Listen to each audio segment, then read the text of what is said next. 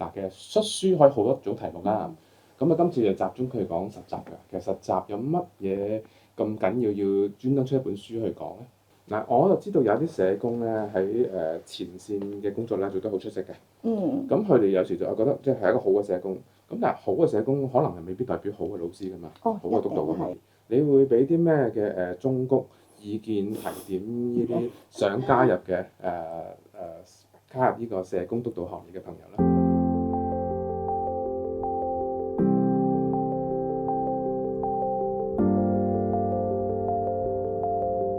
最近咧出版咗《社會工作實習》呢本書嘅，咁今日好開心有 Ernest 同埋 Linda 兩位作者同埋編者咧，同大家介紹呢本書嘅。嗱，其實出書可以好多種題目啦。咁啊，今次就集中佢講實習嘅。其實實習有乜嘢咁緊要專登出一本書去講咧？嗱，我哋係老師啦，咁但係我諗我調翻轉，如果從學生角度，我諗佢哋梗係好緊張，實習一定要過噶嘛，咁先至可以係啦，一定要過先至可以畢到業，先至攞到個學位嘅。咁所以我諗喺學生嚟講，實習好重要。咁當然老師亦都係啦，因為老師係要維持住嗰個專業嘅水準啊嘛。咁所以一定要保證學生係要過到呢一個實習，係符合到專業嘅要求，先至可以俾佢哋畢業咯。其實實習真係好難忘嘅，即係到而家我都記得自己嘅實習啦。咁啊，等我做咗督導老師嘅時候，我都記得我啲實習學生嘅。咁我覺得最大唔同咧，就係平時上堂咧，就係一班咁樣上堂啦。第一堂咧，老師就派晒 course outline、course schedule，呢15個禮拜做啲乜嘢。咁但係咧，去到實習就好唔同啦。實習咧就係我就形容係一個 self-directed learning， 一個自主學習。即係啲學生咧就要自己嘅主動性要好大，因為佢要留意機構啦，留意服務對象啦，咁機構期望啦，督導老師對佢期望，佢自己期望學啲咩嘢咧？咁佢要整合咗呢個咁樣嘅實習嘅環境同埋服務對象嘅需要，佢先至可以訂立咗自己一啲嘅學習目標。咁所以我覺得呢個係一個好重要嘅歷程咯。學生咪好唔慣咯，因為以往係慣咗上完一堂有晒 PowerPoint 有晒內容去跟㗎嘛。你頭先話要自主學習喎，咁點樣能夠幫到學生能夠自主學習？咁我相信咧，唔同院校咧都喺呢方面做咗好多功夫㗎啦。咁或者大家自己都好多唔同嘅經驗。咁我覺得喺嗰個學校嘅院校嘅編制裏邊啦，其實佢哋實習嘅時候之前咧，唔同嘅學科都同佢做一啲嘅準備。咁所以去到真係實習之前咧，都有好多嘅 orientation 啦。等佢逐步咧去去轉變呢一個身份，由一個學生人哋乜都俾晒你，到去到一個實習嘅場景咧，你係要自己主動多啲，又要了解周圍嘅環境多啲去學習。我想補充一下咧，就係除咗係一個 self-directed learning 之外咧，係 experiential learning 都好重要。即係我諗有別於所謂 classroom learning 咧，佢哋唔係坐喺度即係乖乖地咁聽完書咁翻去睇書做功課啊嘛，而係佢每個禮拜都要面對真人真事，去到個真嘅機構嗰度見到真嘅社工，做得好與唔好都即時有人有俾 feedback 俾佢。咁而每個禮拜老師又會見佢哋去睇翻佢哋寫嗰啲文啱唔啱啊，或者佢做嘢啱唔啱，甚至要錄影咗嗰個面試嘅過程。咁然後話俾翻老師睇，老師就睇逐格幫佢睇下究竟有冇做錯，啲面部表情啊，甚至 posture 啊各方面有冇啱唔啱。咁係一個好經驗式嘅，就唔係純粹係一個認知層面嘅一個學習。點樣能夠幫學生面對一個真實環境咧？因為好多學生有啲譬如 DSE 升上嚟嗰啲都好年輕嘅，實習導師咧點去幫到啲學生去面對呢啲挑戰？實習導師本身自己係一個社工先啦，佢必然係一個社工。咁因為而家我哋有社工註冊局規定咗，起碼要5年嘅實質嘅經驗先至可以擔當呢個督導嘅責任。咁我諗佢本身有經驗，咁再加埋佢自己喺成個教學過程入邊都累積好多教學嘅經驗，咁同埋係督導嘅經驗。咁我諗個導師本身係要有自己一個好好嘅準備，去點樣去了解學生。咁當然每個學生都好唔同嘅，因為實習嘅特性咧就係在於，正如正話都講咧，佢唔係一個所謂班房式嘅學習，一對幾十個，而係一對一。咁我諗一定要知道每個學生都有唔同噶嘛。咁我哋中國都講因材施教啊嘛，即係要睇到唔同嘅學生。咁有啲就你所講嘅 self-directed learning， 有啲就好被動嘅，好依賴性強嘅。咁你咪要多啲引導咯。咁我諗個導師本身係要明白學生有好多個品種嘅。咁而佢自己本身，如果作為個導師咧，佢了解唔同嘅學習模式，而佢作為導師用唔同嘅教學方法咧，我覺得呢個係最好嘅。OK， 我又問下 Linda 啊，其實作為導師咧，有啲乜嘢嘅角色責任要去負責做嘅？其實實習導師咧，真係都唔簡單。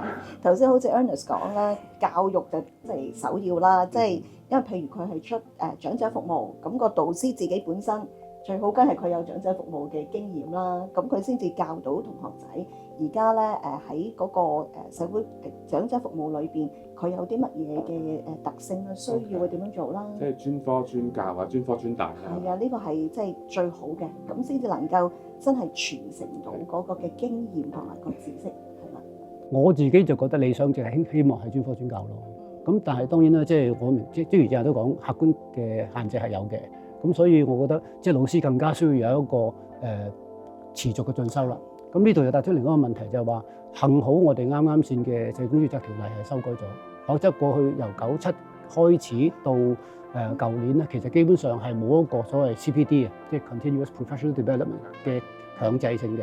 咁所以即係講得衰啲咁講，如果個老師做咗10幾20年，咁一路都係一本通書睇到老，由佢10幾年前嘅經驗繼續教落去嘅話，我會擔心其實對學生嗰個教學未必係最好咯。如果佢嘅經驗仲係10幾20年前咧，就算係做同一個範疇，可能都唔啱啦，因為佢長者服務話20年前嘅服務發展同今日都好唔同。係嗱，我就知道有啲社工咧喺前線嘅工作咧做得好出色嘅。咁佢哋有時就覺得即係一個好嘅社工。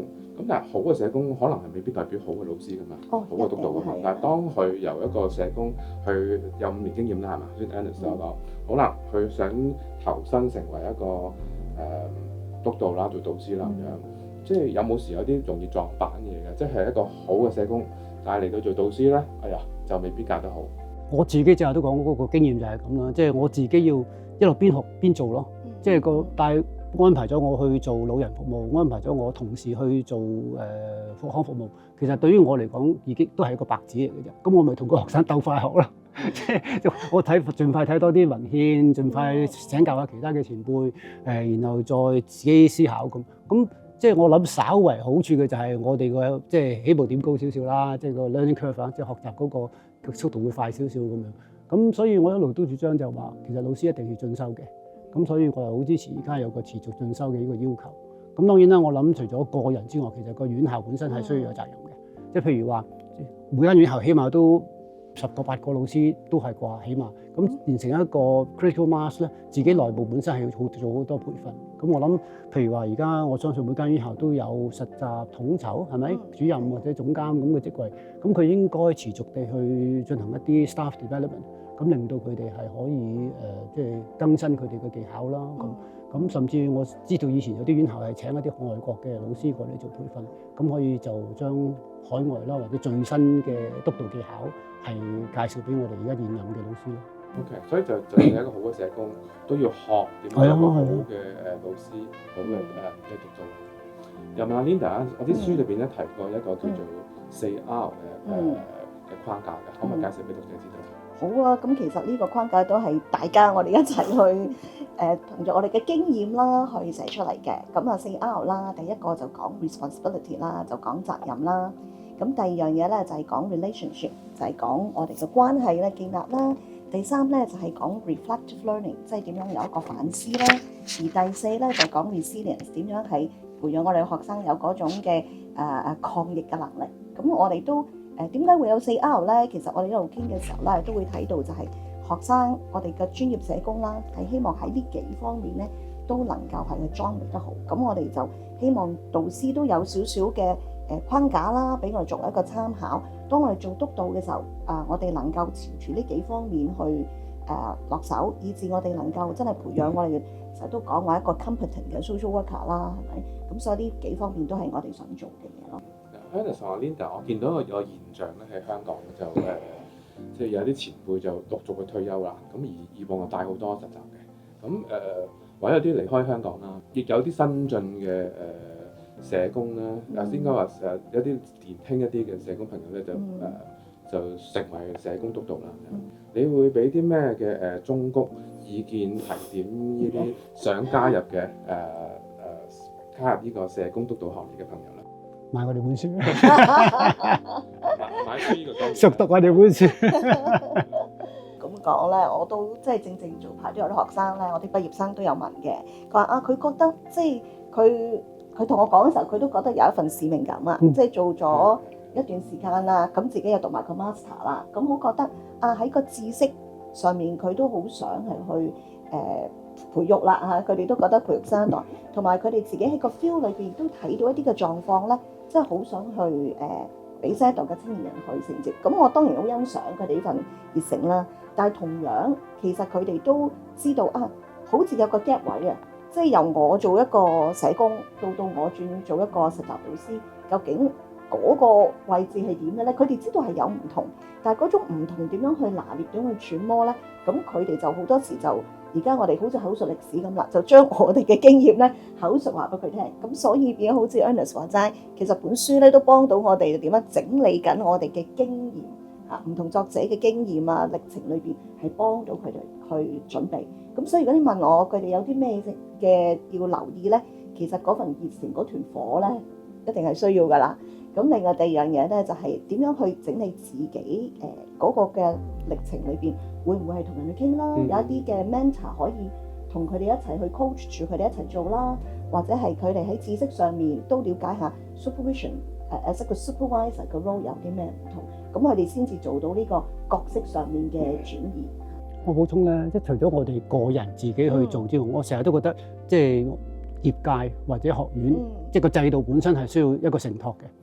就算我哋幾努力，但係如果冇課程喺度俾我哋去學，真係淨係靠睇書咩？係咪？咁我覺得真係唔足夠嘅。咁所以即係我記得好多年前咧，就有前輩真係喺院校係搞一啲定期嘅訓練班，係俾一啲即係在職或者有興趣做畢業生。哇，係你可以現身説法，即係咯，即係令到我哋真係有實質嘅準備先至。即係所謂持證上崗啊嘛，內地所講，即係你真係受訓咗，有咗一個起碼半年嘅訓練，知道原來點樣去做一個老師，就唔係淨係靠自己經驗擺落去。咁我覺得呢個訓練係重要嘅。咁所以學院如果可以繼續做，係我希望係做到啦。再唔係咧，就係專業組織啦。咁我諗譬如話社會工人協會咁，而家有個 academy 啦。咁我覺得佢哋係一個好嘅平台去持續去搞。咁因為一定有更替噶嘛，好似就係你所講有啲同工離開咗，或者係移咗民咁樣，咁好似我咁都要退休啦，係咪？咁所以一定有係世上新人換舊人嘅，咁所以我覺得呢個應該係持續咁做落去。跟住佢哋都好坦白，係我哋用 AI 就分別揾唔同嘅 theory 過嚟。